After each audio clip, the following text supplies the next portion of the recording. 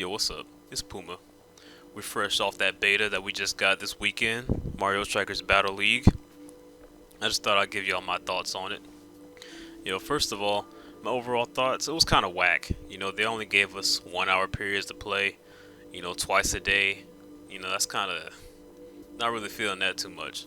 They just wanted to give us a little taste, I guess, test the online play, and they really only let us play for an hour at a time. Not only that, but we were pretty much forced to play with other people. I guess they wanted to see how many people they could put at online at one time to force, or yeah, online at the same time, playing all at once. Kind of like a party mode to as a real stress test. But they're trying to force everybody to play with. That's just the Nintendo way, I guess. We gotta live with it. So yeah, that was probably the wackest part of the whole thing.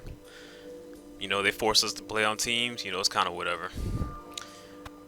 I do have a few questions about it though. I do wonder what the real difference is between the auto control and the manual control scheme.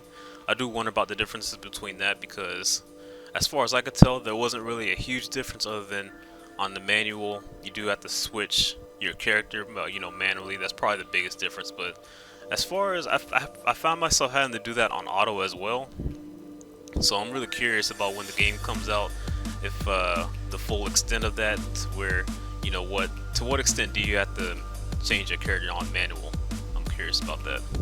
So yeah, that's something we're definitely gonna have to explore on full release. And of course, I have to give you my take on the differences between this and charged. Oh my god, it is such a huge difference. You really have to get out of that muscle memory of trying to charge the ball. Charging the ball almost makes no difference in this game.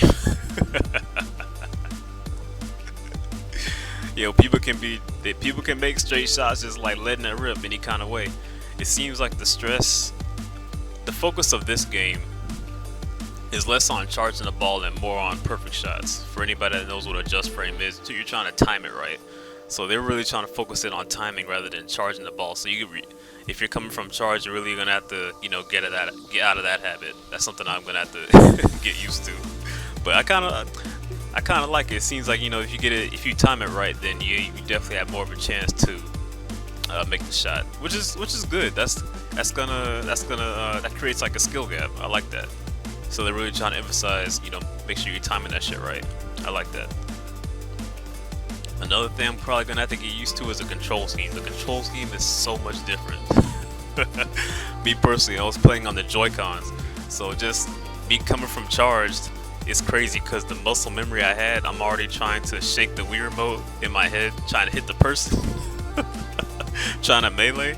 Oh my god, that jump was so funny to me. But in the controls, I'm steadily trying to hit pass like I'm trying to shoot. The buttons are all reversed, and that's gonna be crazy to get used to. But we'll get there. The muscle memory is just all inverted. But yeah, no, it was still fun though. That's gonna take some getting used to, definitely for sure, coming from charged. And the game itself is still chaotic. It might even be even more chaotic. Coming from like the items and the charge ball, whatever that is that lets you do the mega strike or the hyper strike. That shit is chaotic, son. Definitely, I think it might even be more chaotic than charged. Cause shit is constantly happening. The way you get items, shit, everybody's constantly getting items. The item boxes constantly showing up. Oh my god, it is so crazy. Don't make it any less fun though. That's kind of the beauty of Strikers. That shit is chaotic. Shit is constantly happening on the screen. You gotta keep up with where the ball is, where the items are, who got the items, what items you got. Boy, you better stay on your toes. I do see how they try to make the hyper strikes viable.